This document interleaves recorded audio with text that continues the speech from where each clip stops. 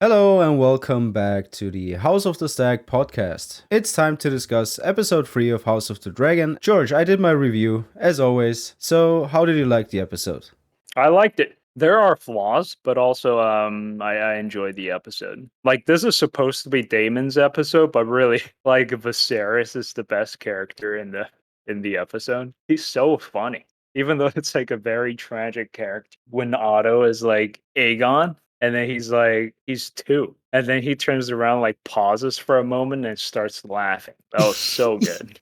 yeah, I know exactly what you mean. That was Yeah, hilarious. he didn't laugh. I love that he didn't laugh immediately. He's two, and then he looks at Otto, and he looks back and looks at Aegon again, and just loses his shit. yeah, there were a lot of funny moments actually. Yeah, A few. dude, Like, people I. think this show is not funny because there's no Peter Dinklage. I'm like, what? So plenty of funny stuff. I even thought like Kristen Cole offering to kill the Lannister was like super funny. Like maybe like I just find everything funny, but I found a lot of stuff about this episode very funny. Yeah, true. As well as Laenor calling Daemon Valarian Master of Complaints. I'll match dude. Laenor is a beast. I'm so glad they actually turned him into like a cool character. And I Dude, the think. way he gets excited after a kill, exactly me in Fortnite.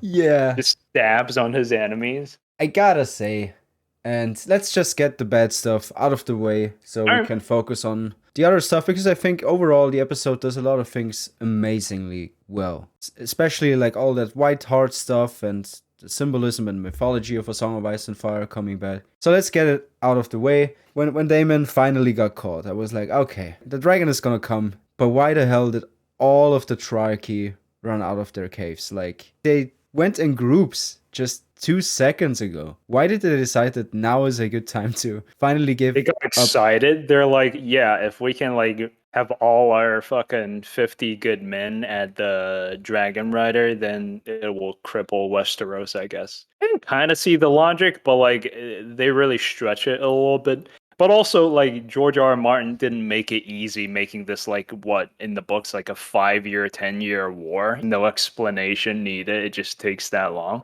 Yeah, that is definitely another thing. Like, George just said it took 2 years for Daemon to finally defeat the Crab Feeder. They didn't have all that much to pull from here, even though it's a war that goes on for quite some time. So I think Yeah, once they will have more source material to back those battles up, it'll be better. I think they should just have some medieval historian or battle tactic experts to advise on the show and, leave a couple like surprises here and there. At least, the best part of this battle is it didn't give me that freaking cavalry nonsense. Not everything can be solved with cavalry.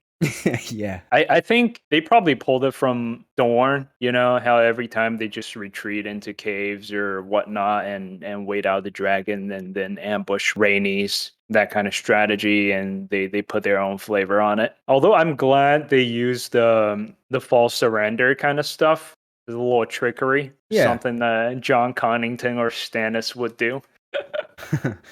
yeah, definitely.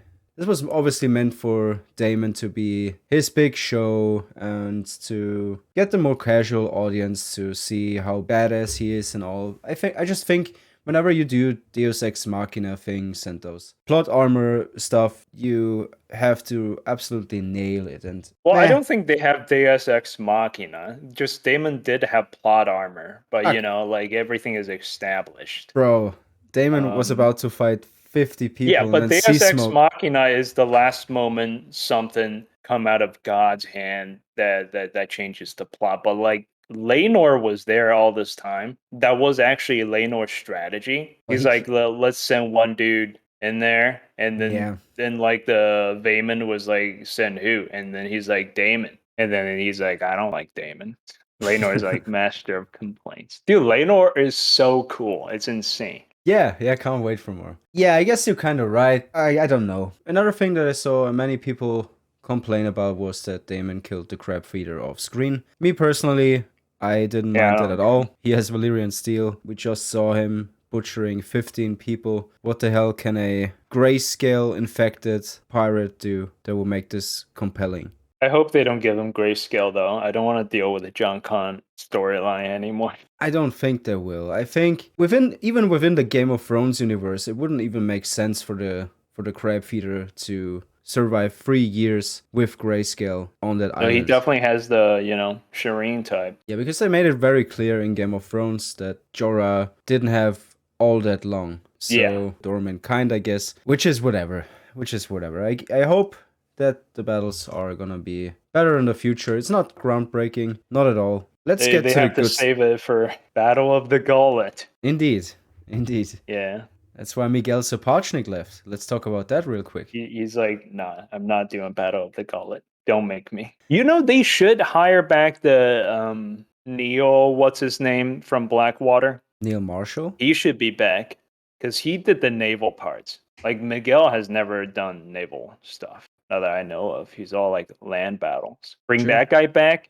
And plus, like, back in Blackwater, they gave him like $20 and he made that scene. Imagine right now you give him more money. It'll look great. Yeah, I don't think it's as bad as some people make it out to be. Like, obviously Miguel is a very talented guy and it is a loss, but the more important guy is Ryan Condal here and the writing team. Also, So- Miguel didn't do this battle sequence, so I wonder what episode he's actually gonna direct. Oh, he directed the first one, and I think he's Yeah. gonna direct the one where they changed the actors.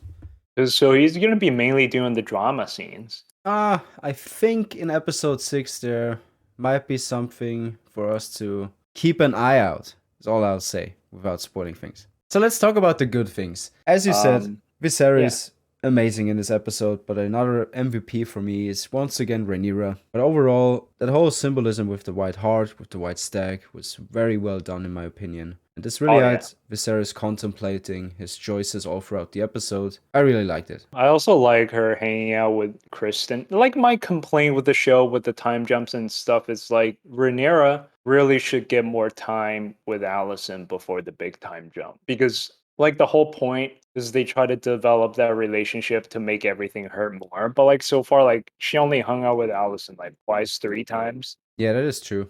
And they're pretty short. I feel like they should get more dialogue. They focus a lot on Viserys' struggle. So I guess instead of showing it from Alicent's and Rhaenyra's side, they're trying to have the king be the main point of view for the King's Landing scenes. We really didn't get much Rhaenys so far, which is very interesting. Yeah, Rhaenys didn't even go hang out with the ladies. She's just chilling. Yeah.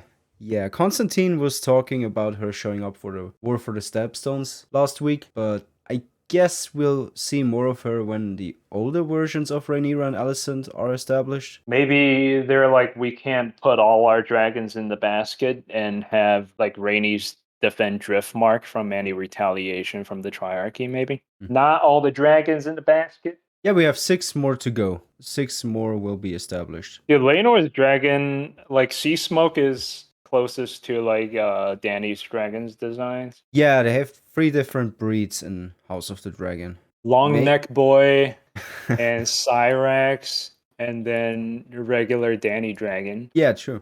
And I think he really looks cool. Like, all the dragons look very colorful. We say that every time now, but I also like the little details, like Sea Smoke. You can kind of see that he has a little beard, like that. What did you think about the Lannisters in this episode? You mean Sir Hugh of the Vale? Oh, just so happens that I am.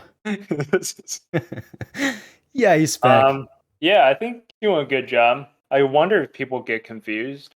But like one of them was really just filling people in on the war on Stepstones, and then we go focus on Jason, who's a dick. We're gonna see more of Thailand. He's in the small council. Need more level-headed dude in the small council, like Mr. Lionel Strong. True. The only man Viserys can trust right now. Dude's been giving nothing but good advice. Yeah, and the actor Gavin Spokes is doing an amazing job. Like, it's very sympathetic, man. I really like him. We didn't get all that much yet, and I still like him. Yeah, he's great. He's just like a likable, kind of a unbiased person. Well, some people would think he's more like the nice Varys type of guy. Getting annoyed at Joffrey's nonsense, kind of reasonable Varys. I forgot, like, one Varys' best jokes in the show was the Lysa Arryn of chairs. Yeah. Dude, that's a banger. Like, no one talks about it. Everyone talks about Chaos as a ladder, but Lysa Arryn of chairs right before that speech was one of the best jokes that D&D potentially has ever written. That's true. It was a funny line. Yeah. I love those Yeah. early Varys and Littlefinger moments. So definitely looking forward to Miss Arya to grow into her role, for Larys to grow into his role, Otto and Daemon. We're gonna have similarities there all throughout the show. Yeah. I don't really mind Masaria's like accent that much because it's all made up anyway. As made up as, the Dothraki language. Yeah, it's whatever. I just hope that she gets more scenes, and not just Daemon banging her or something. Like she's already talking about her past, and I really want to explore that. Like, what exactly did she go through? She's gonna be important, so I hope it's not just gonna go from 0 to 100. I really wanna have some character growth before we get there. Larry Strong is very interesting. I love how they had his little introduction scene with the ladies of Westeros. Him just sitting there. Very well played. And then Arwen just scanning this fish and looking at Rhaenyra like the most creepy way possible. Yeah. Me on a date, that's what I look like. Arwen Strong. Bro, same. Oh my god. Yeah, just my mouth agape. That's what I look like. Yeah, when your whole face falls asleep. Yeah, dude. My man. Strongest man in Westeros. I feel like I bench more than him. You think you bench more than Harvin Breakbones? Yeah. I'd like to see it.